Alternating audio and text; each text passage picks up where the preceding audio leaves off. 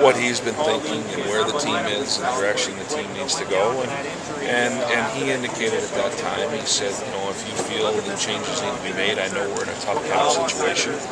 And he said, if I'm a piece of the solution for you in terms of going, I'll work with you on that. And it wasn't a case of going out and saying we had to move Robin. It was a situation where Buffalo, as far as I was concerned, was prepared to pay a very significant price in order to get Robin.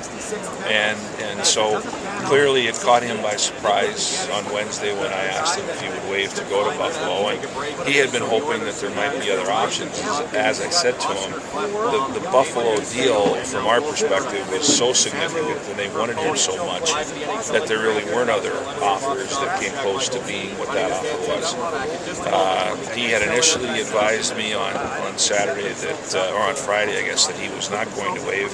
And then last night at the draft, his agent indicated that he and his wife had talked about it some more. And obviously Buffalo put on a big push. Buffalo really made sure that he understood how much they wanted him.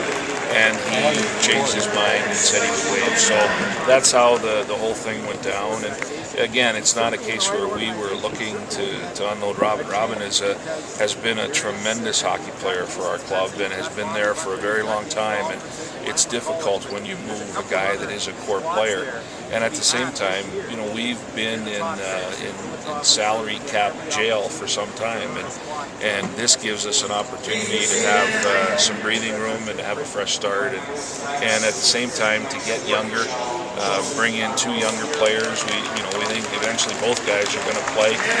Certainly Chris Butler, we believe, is going to play for us right now, and we think that Paul Byron is knocking on the door. So able to do a couple of things with this move. Can you say something? Discuss a 5-year deal with Alex Tanguay? Yes, that's another aspect of it. One of the things of that salary cap jail that we've been in for so much time is that we've not been able to just go ahead and sign our own pending UFAs, all of them. We've had to be very judicious because of the tag room situation. By completing the trade that we did this morning, we actually created tag space room, and earlier this morning we were able to conclude an agreement with Alex. He has re-signed with us for a 5-year deal at an AAV of $3.5 million a year. So he's going to be with us for a long time. I think that the guy with the biggest smile today in Calgary, in fact I know, isn't Alex, it's Jerome McGinley, because that's one guy that Jerome has made very clear that he very much wants back and wants to be able to play with. And certainly our entire organization is thrilled to have him back. As we looked at the potential UFA market, we didn't see a player that was going to replace him and be as productive as we believe he can and will be. So happy to have him back. And again, the earlier transaction put us in a situation we were actually able to get that done today and get it filed.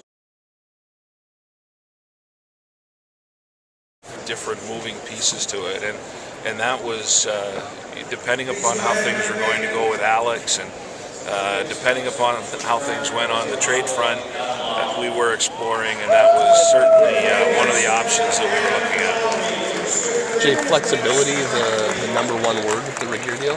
Yeah, it is. I mean, that's really what made the deal so attractive in my mind, is that we create a significant amount of salary cap space for ourselves. So, as we look at it for the first time in a long time, we have options now as we go into July 1st. We have the ability, we have free cap space that we can address some other needs.